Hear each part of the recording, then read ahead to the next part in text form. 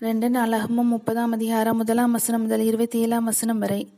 அதன் பின்பு இஸ்ரவேலின் தேவனாகிய கர்த்தருக்கு பஸ்காவை ஆசரிக்கும்படி எருசலேமில் இருக்கிற கர்த்தருடைய ஆலயத்திற்கு வாருங்கள் என்று எசேக்கியா இஸ்ரவேல் யூதா எங்கும் ஆட்களை அனுப்பினதுமன்றி எப்பிராயீம் மனாசே கோத்திரங்களுக்கும் நிருபங்களை எழுதி அனுப்பினான். பஸ்காவை 2ஆம் மாதத்தில் ஆசரிக்கும்படி ராஜாவும் அவனுடைய பிரபுக்களும் எருசலேமிலுள்ள சபையார் யாவரும் யோசனை பண்ணியிருந்தார்கள். ஆசாரியர் போதுமான பேர் தங்களை பரிசுத்தம் பண்ணாமலும் ஜனங்கள் எருசலேமில் இன்னும் கூடி வராமலும் இருந்தபடியினால் அதன் காலத்தில் அதை ஆசரிக்க கூடாமற் போயிற்று. இந்த காரியம் ராஜாவின் பார்வைக்கும் சமஸ்த சபையின் பார்வைக்கும் நியாயமாய் காணப்பட்டது. எழுதியிருக்கிறபடி வெகு காலமாய் அவர்கள் அதை ஆசரிக்கவில்லை.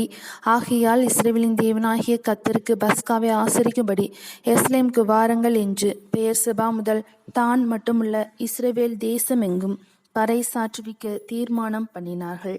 அப்படியே ராஜாவும் அவனுடைய பிரபுக்களும் கொடுத்த நிருபங்களை அஞ்சல்காரர் வாங்கி ராஜாவுடைய கட்டளையின்படியே இஸ்ரவேல் யூதா எங்கும் போய், இஸ்ரவேல் புத்திரரே, ஆபிரகாம், ஈசாக்கு, இஸ்ரவேல் என்பவர்களுடைய தேவனாகிய கர்த்தரிடத்திற்கு திரும்புங்கள். அப்பொழுது அசரியருடைய ராஜாக்களின் கைக்கு தப்பியிருக்கிற மீதியான உங்கள் அண்டைக்கு அவர் திரும்புவார். தங்கள் பிதாக்களின் தேவனாகிய கர்த்தருக்கு துரோகம் பண்ணின உங்கள் பிதாக்களைப் போலவும் உங்கள் சகோதரரைப் போலவும் இராதேயுங்கள். அதற்காக நீங்கள் காண்கிறபடியே அவர்கள் பாழாய் போகிறதற்கு ஒப்பு கொடுத்தாரே. இப்போதும் உங்கள் பிதாக்களைப் போல உங்கள் கழுத்தை கடினப்படுத்தாதேயுங்கள். நீங்கள் கர்த்தருக்கு உடன்பட்டு அவர் சதாகாலத்துக்கும் பரிசுத்தம் பண்ணின அவருடைய பரிசுத்த ஸ்தலத்திற்கு வந்து உங்கள் தேவனாகிய கர்த்தரை சேவியுங்கள். அப்பொழுது அவருடைய உக்கிரமான கோபம் உங்களை விட்டு திரும்பும். நீங்கள் கர்த்தரிடத்திற்கு திரும்பினால் உங்கள் சகோதரரும் உங்கள் பிள்ளைகளும் தங்களை சிறை பிடித்தவர்களுக்கு முன்பாக இரக்கம் பெறுகிறதற்கும் இந்த தேசத்திற்கு திரும்புகிறதற்கும் அது ஏதுவாகும். உங்கள் தேவனாகிய கர்த்தர் கிருபையும் இரக்கமும் உள்ளவர். நீங்கள் அவரிடத்திற்கு திரும்பினால் அவர் தம்முடைய முகத்தை உங்களை விட்டு விலக்குவதில்லை என்றார்கள். அப்படி அந்த அஞ்சல்காரர் எப்பிராயீம் மனாசே தேசங்களில் செபுலோன் மட்டுக்கும் ஊராக திரிந்தார்கள். ஆனாலும் அவர்கள் இவர்களை பார்த்து நகைத்து பரிகாசம் பண்ணினார்கள்.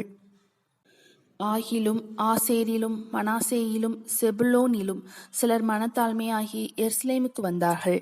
யூதாவிலும் கர்த்தருடைய வார்த்தையின்படியே ராஜாவும் பிரபுக்களும் கட்டளையிட்ட பிரகாரம் செய்கிறதற்கு தேவனுடைய கரம் அவர்களை ஒருமனப்படுத்திற்று. அப்படியே 2ஆம் மாதத்தில் புளிப்பில்லாத அப்ப பண்டிகையை ஆசரிக்க வெகு ஜனங்கள் எருசலேமில் மகா பெரிய சபையாய் கூடினார்கள். அவர்கள் எழும்பி எருசலேமில் உண்டான பலிபீடங்களையும் தூப பீடங்களையும் அகற்றி கீதரோன் ஆற்றிலே போட்டார்கள். பின்பு அந்த 2ஆம் மாதம் 14ஆம் தேதியில் பஸ்காவின் ஆட்டுக்குட்டிகளை அடித்தார்கள்.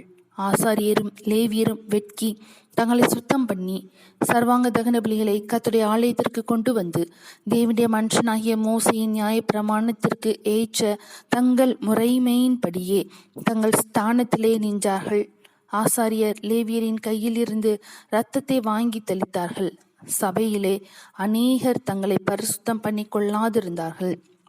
ஆகையால் சுத்தமில்லாத எல்லாரையும் கர்த்தருக்கு பரிசுத்தம் பண்ண லேவியர் அவர்களுக்காக பஸ்காவின் ஆட்டுக்குட்டிகளை அடிக்கும் காரியத்தை விவரித்தார்கள்.